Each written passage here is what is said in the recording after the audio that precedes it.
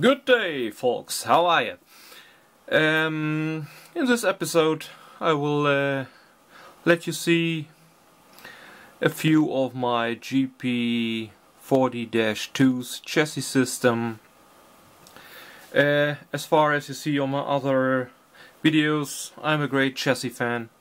So here I will give you a little view of these beautiful engines. For me, it was their nicest paint scheme around the 1780s, but that's my personal opinion. All these engines you see are Atlas ones. There are a few special ones. In the foreground you see these engines, and I will show you in a few seconds. Behind is 48, 47. Both engines are in consist and are equipped with a QSI DCC sound decoder. But before, I will explain the four engines in the background. So as you can see, we start here. This is 4178.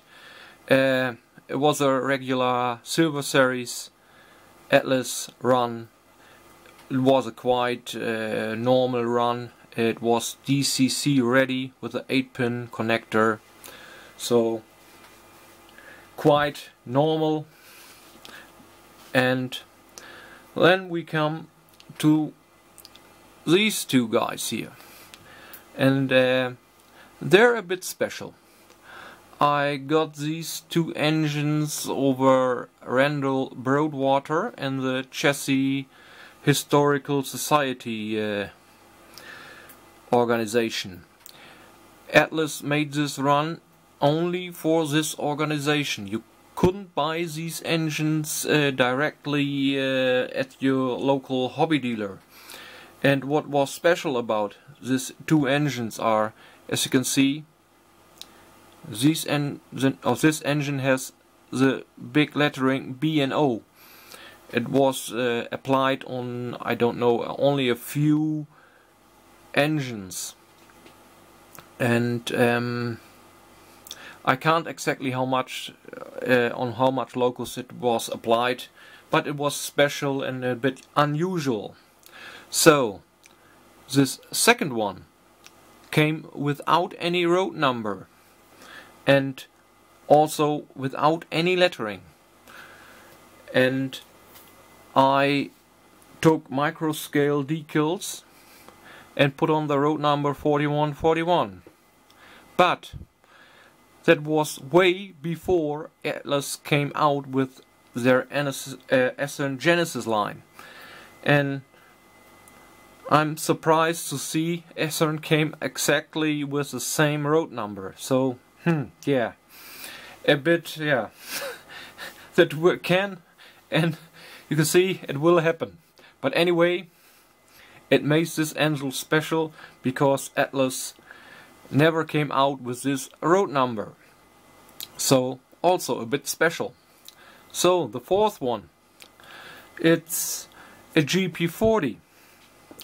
For the most guys, they will recognize the GP40 with the detailing on the roof, but that's a different story, and it would take too long to explain why the GP40 is a bit different to the GP40-2. So this engine, I decaled it to the road number 6144. It was patched for the CXT, so it was in the merger era, maybe around the 90s, I guess, roughly.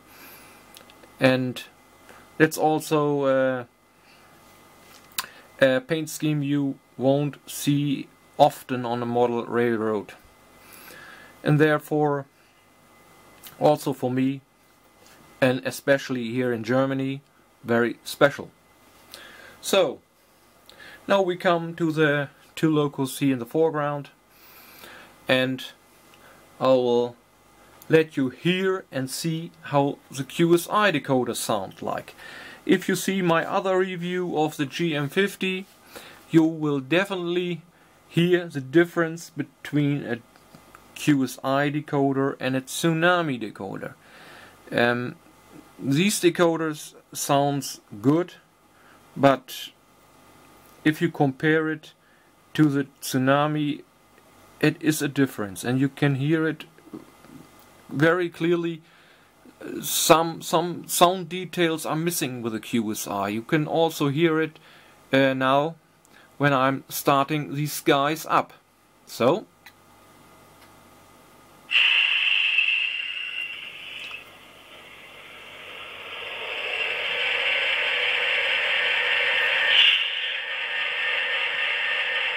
you can hear the start sequence is completely different, and it lacks a few details. Okay, that's is not the completely startup sequence, because otherwise the video will take too long. I can show you other quiet functions. One, the bell.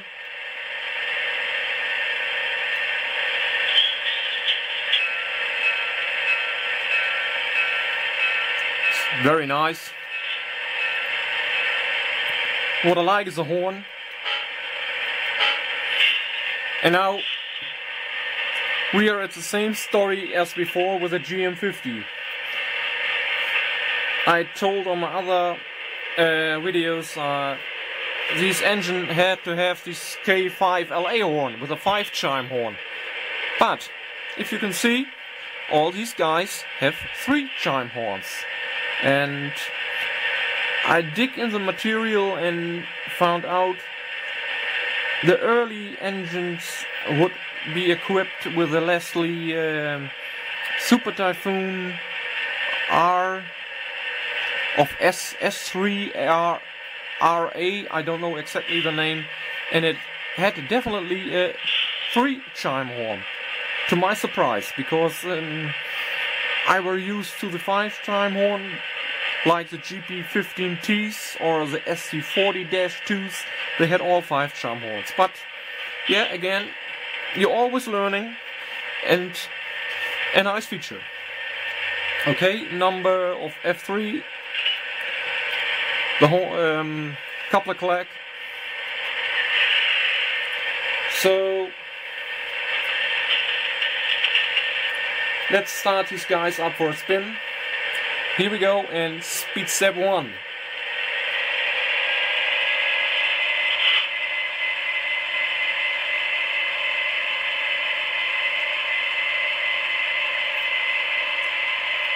Two,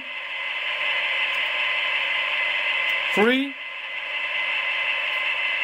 4, 7, 8,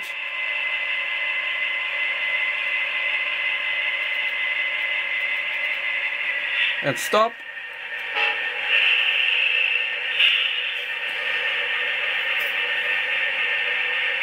Backwards.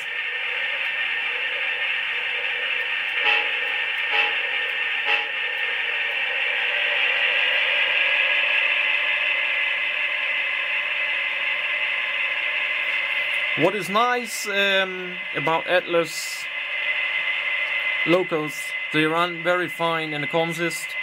You can see I haven't programmed something at the CVs with run characteristics. It's factory default values, and you can see they run very, very nice. What is also nice, you can see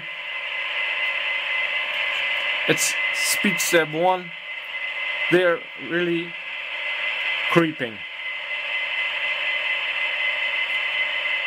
It's very, very nice and ideal for switching duties.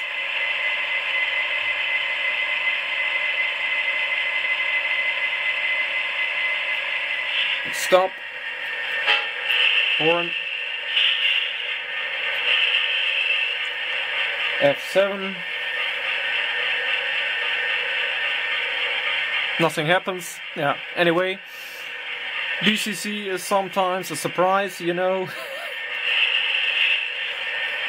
What that will happen. But anyway,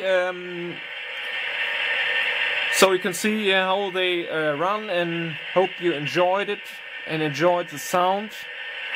These are great engines, not often found these days, especially in this chassis system colors. And it is great that Essen brought out the GP40-2s in the chassis system color scheme. If you want to leave comments on my channel, please do so. And thanks for watching, and enjoy hobby model railroading. Bye for now.